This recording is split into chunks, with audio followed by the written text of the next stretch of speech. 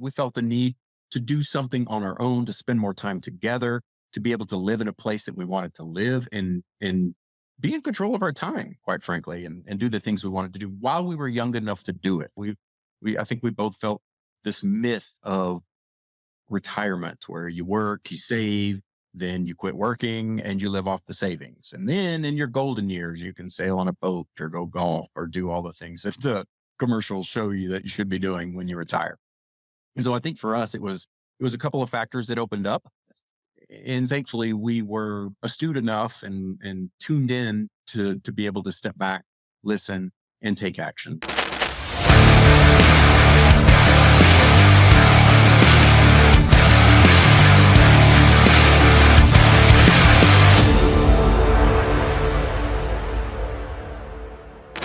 We're all seeking more freedom of finances, lifestyle freedom. Ultimately, we want to be in control of the limited amount of time that we have on this small rock in a big universe. But exactly how do you go about finding more freedom in your life to live the life you deserve?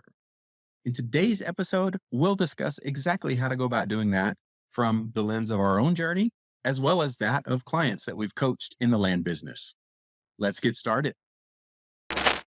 Mike, why don't you take us back in 2016 and tell us about how we started the transition from W-2 to entrepreneurship? Sure. We were thrust into it in a way. I usually tell the story from a couple of different points of view. So, one, we had a traumatic life event, right? We both got let go from our companies that we were working for.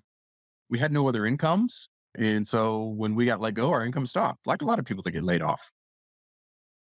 And so, I think our immediate reaction, if I'm speaking for you as well, is we both needed to get back in the workforce. And we at least felt that need to get back in, get a paycheck coming in. So, there was all this stress and anxiety.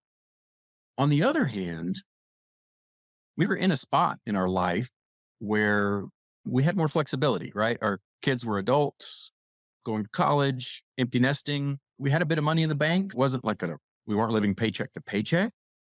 And so that flexibility was there such that we were able to, and in fact, we did take the time to revisit what it was we wanted out of life. So a couple of factors came into play, but we took action on those factors and we were able to think about what were our core values? What did we want out of life? At that point in time, I at least was pretty miserable in my job. Like I was traveling half the month or more, international travel.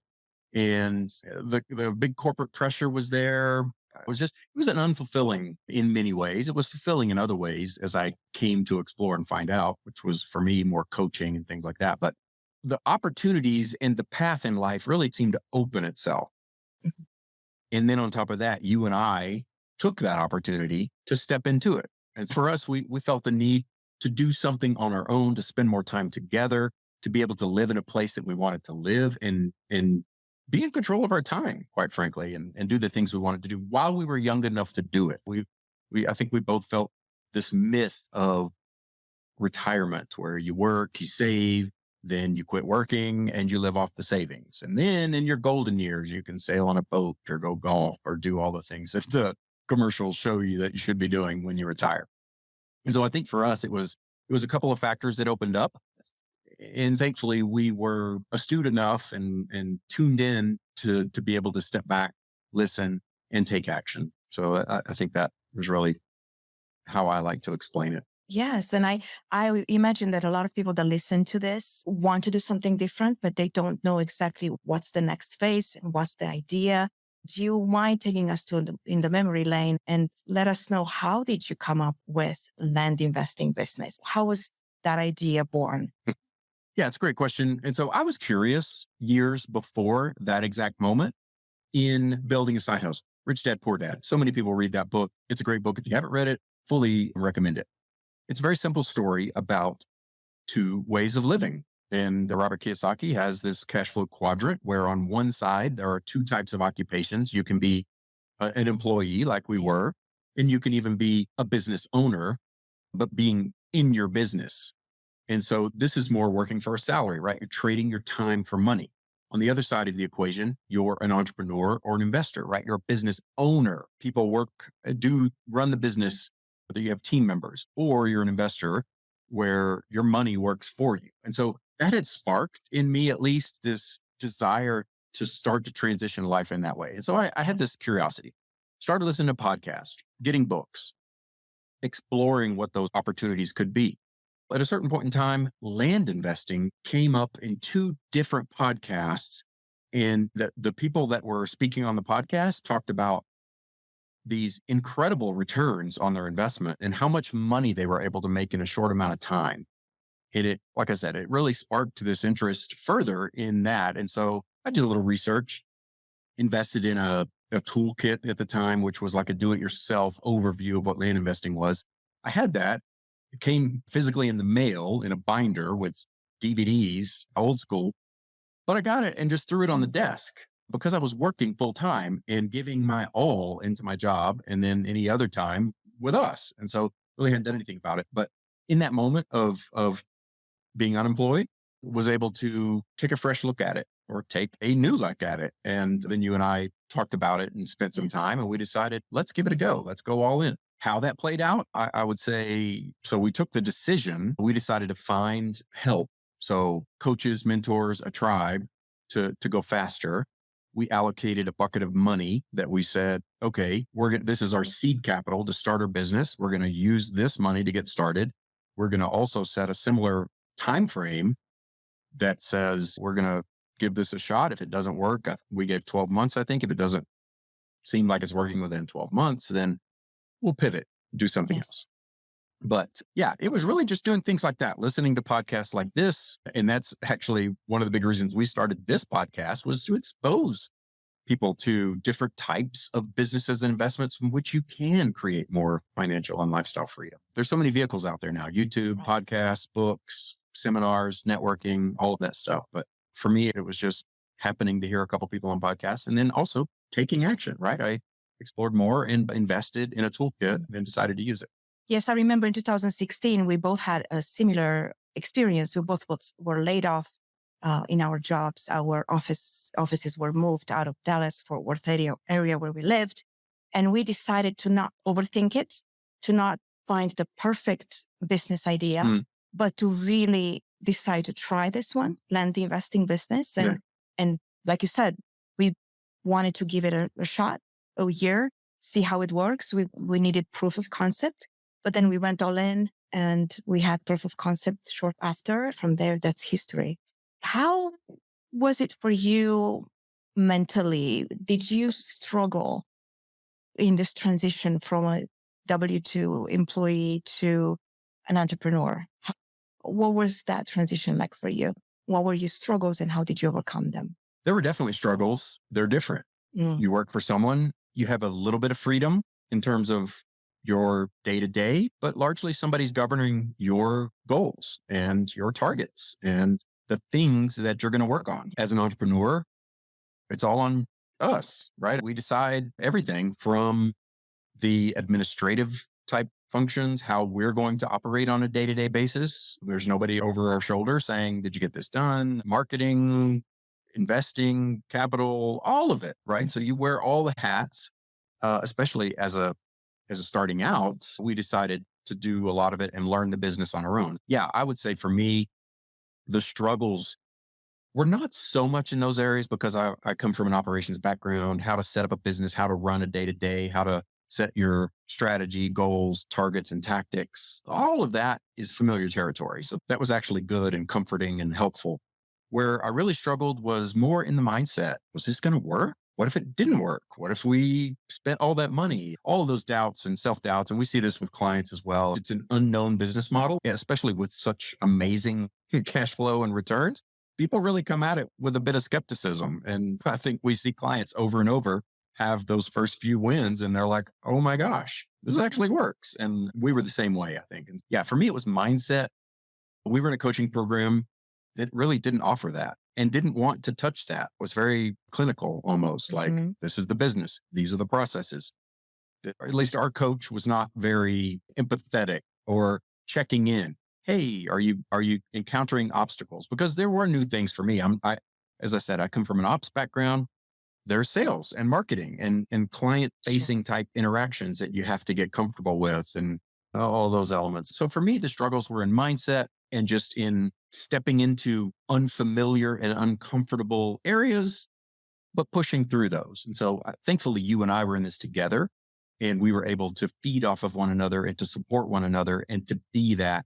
I think we both really enjoy personal development and growth. And we've been to seminars, we've read books. And so we have some toolbox at our disposal to be able to do a little bit of that, at least in those early days, much more so now. But yeah, we were able to keep us going and push it through. But yeah, the struggles were there. And it was really just those mental doubts and limiting beliefs. And Yeah. I hear that time and again from other entrepreneurs, whether it's in real estate or totally different. It's the mindset that's 80 or 90%. Businesses, okay, once you learn the fundamentals, you run the business. There's processes and you're doing them, you're not doing them. But the mindset and the history and the baggage that we all bring in is really where I think things can go amiss. I do remember for me, one of the biggest struggles was fear of people's opinions. Because Oh, this yeah. was a new business model, at least in our circle, in Yeah. our friends and family circle. And before we had the proof of concept, I thought, what would people think of us? Yeah. We decided to really take a different approach to life, different direction. And we don't know if this is going to work or not. And what would people think? And I had to really overcome that. 100%. That's so true. Yeah. Yes. Friends and family. Yes. And I hear this also in other endeavors. Anytime you step into something different, most of the time your friends and family are the ones that put the doubt on you. They're like, why are you changing? What are you doing? And so it is important to find either a tribe, a coach, a mentor, somebody that will give you that encouragement and that boost. And so it's so easy these days to do that too. And there are masterminds, networking, Yes. social media, you can find groups and all that kind of stuff. And looking back to your journey, what do you see that were success factors that you experienced in your life and what do you witness in our clients' journeys? So I mentioned coaching, and I do think that's important. If you're going to do something, especially if it has a financial impact, but even if not, I think it's important to find someone. It can be a paid coach, it can be a formal or informal mentorship, or even just a virtual mentor out in the universe, right? You can watch people that inspire you and have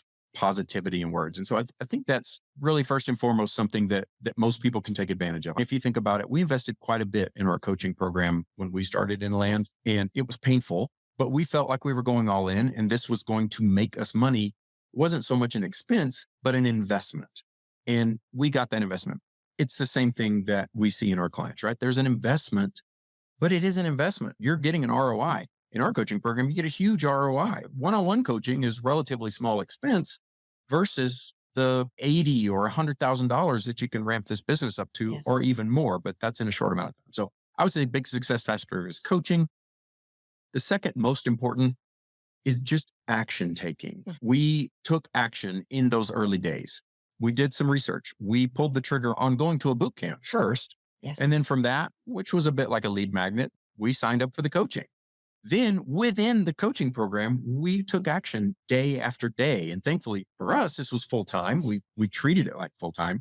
But even our clients, right? People that do this as a side hustle, whether they do it as a full time, it's the action takers that we see really thrive. And it's people that get inside their own heads and put something on the desk and don't really look at it, that aren't committed, the ones that struggle. So for me, those are the two biggest factors. If you get some help and you take some action in the land business, there's so much money to be made. It's a no brainer. But there's other things like whether you want to be a YouTube influencer or sell digital products or sell a real product.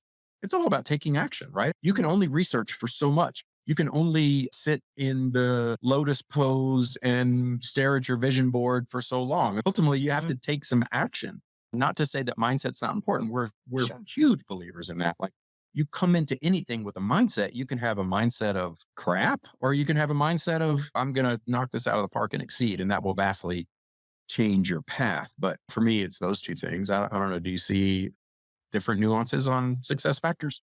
Yes, and I definitely look through my lenses. For me, there are two other things that I wanted to mention.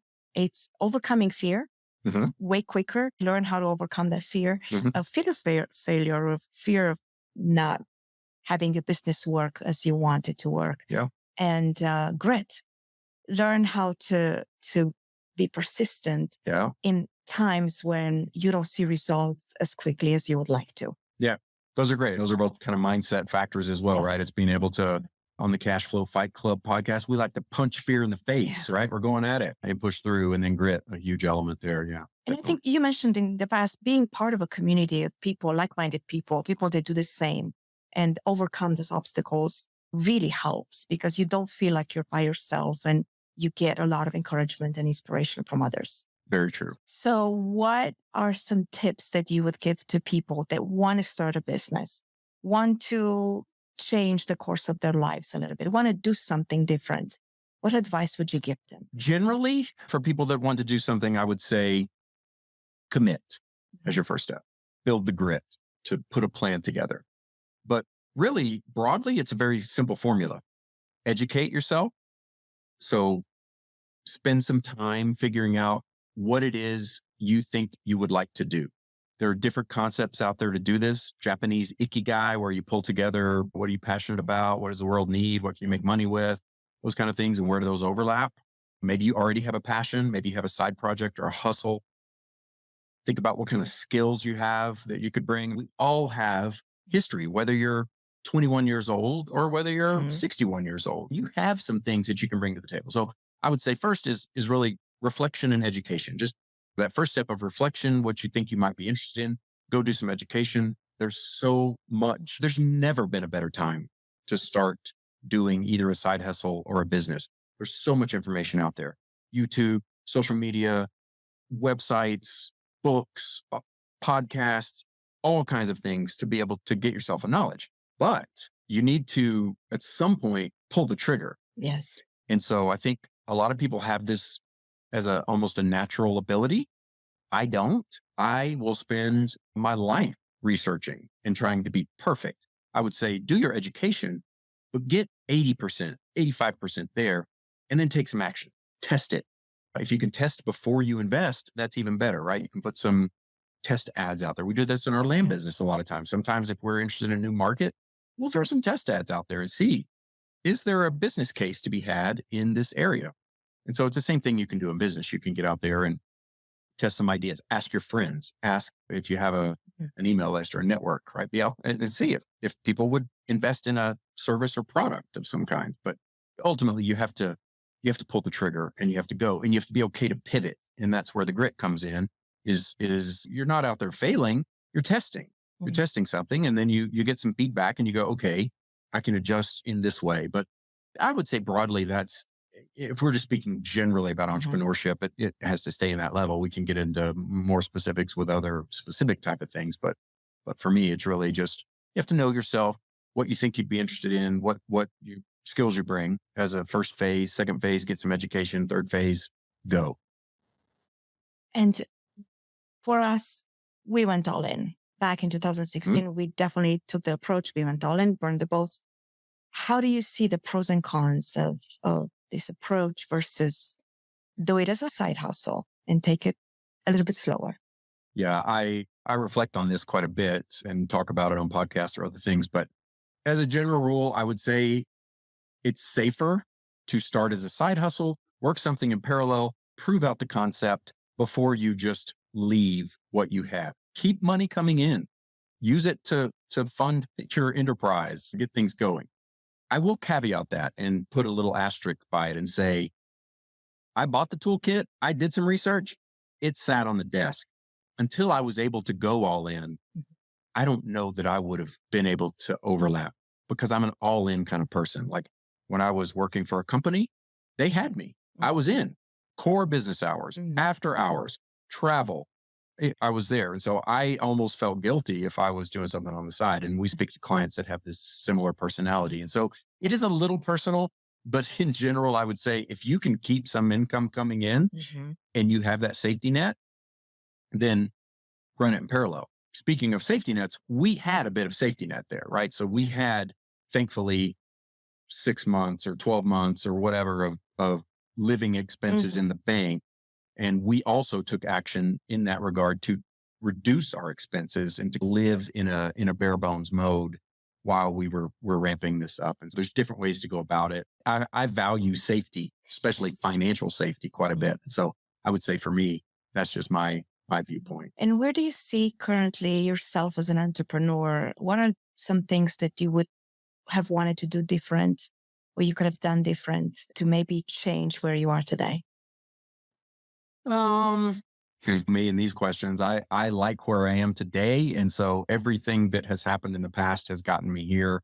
I have a hard time looking back and saying I would do this differently or that differently or whatever. That being said, I do think that we could have done some things faster, more Hmm. quickly. Even today, we struggle with bringing in team members or contracting out work or leveraging the Yes. talents of others. That's something that I think we could have come to more quickly and probably grown our business a little faster. I would say that for me personally is probably my biggest area of where I see there could have been bigger opportunities. Wonderful. And what makes you excited for this year and upcoming years? Oh gosh, we've entered into several asset classes in real estate, and land has been tried and true. We stay with it. It's a cash cow. Other asset classes, commercial real estate, residential, they're up and down. They're subject to the swings. We're feeling it in a few of our investments. And so I'm excited about land. We have a vision to get up into bigger deals, hundreds of thousands, if not millions of dollars in a property, Yes. really bringing in bigger amounts of revenue from fewer deals. And so I'm excited about that. I'm nervous about it because it's something new, but that's good. And so for me in our land business, that's something that excites to me. We've been a year in our land coaching business. That is so rewarding to me. I know Yes. when I was transitioning from W-2 to our entrepreneurship journey, I hired a coach, a life coach. And one of my key takeaways was that I personally love coaching. I get so much value out of watching and helping people transform. And so for me, I'm excited to ramp that up. I know we've had a handful of clients as we've built up our model and gotten things going, but I'm excited to watch that grow. Very similarly, I have apprehension and anxieties about that. Right, you're putting yourself out there, you're marketing, you're doing things that are in my natural nature, but that's part of growth, and so I'm excited about that. I would say for me, those are really the two big areas. And then down the road, we've talked about right now, we still are very active in our businesses. Yes. We like it, Mhm. but I envision broadening our team and being more of an advisorial Yes. role, whatever that word is, an advisor into the business or wearing those kind of hats and trying new things. AI intrigues me so much how that's going to transform the business landscape. I would like to be plugged in into I don't even know if there still is a front end of AI, but kind of in the front end of that Yes. wave. That's something that intrigues me. Do you want to elaborate a little bit about our coaching program and what we offer? Yeah, sure. It's A to Z coaching, nuts and bolts of the land business. And so we have a video series. We do one-on-one coaching. We're starting a group coaching here soon. And so it really teaches you the ins and outs of land and how to get up and going. Our unique offering, I would say, and why we even decided to start our own coaching program, because there's a couple of others out there, is the mindset piece of things. And so we couple the exactly what we struggled with and we see other people struggle with. So we have the land business process, but we also spend time with the mindset and helping people push through limiting beliefs and fears, getting things up and going more quickly and putting those two things together. Yeah, it's a great offering. We've had amazing success with our clients. That is so rewarding to watch people go. It's motivating because some of our clients go faster and we're like, whoa, Yes. they're Yeah. outperforming our land business. We got to get going. So I love it. It's great. I love giving back and serving. And for me, this is one way in which we bring our skills and experience combined with our desire and interest in personal development and kind of package that up. So yeah, I love it. I'm excited to grow it. Yes, me too. You were asking right before I asked you this question, what I'm excited about. I'm excited about growing our business as well, helping more people do what we do, teaching them how to invest in land Yeah. and really attain financial freedom as we are on the way to do it as well. That's Take the the draw, right? We have clients that have such a diverse, specific reason for coming Yes. into land, but they're all generally the same. As I mentioned at the beginning, they want more time freedom. They Mhm. want more time freedom for their family and spouses to be able to spend time together. And this delivers in that Yes. way. So yeah, super rewarding. I love it. And if anybody's listening and is really interested to get in touch with us about the land business, where can they find us? Flippingdirt.us is the website for the land business. And if you go to flippingdirt.us/freedom, it's more of a landing page and we have our contact info. You can schedule an appointment or call. There's a little bit of information about what is land business in general you can download and things like that. So that's the best place. We can drop in the show notes. Okay. And there's one thing that you want to leave the audience with today. What is that?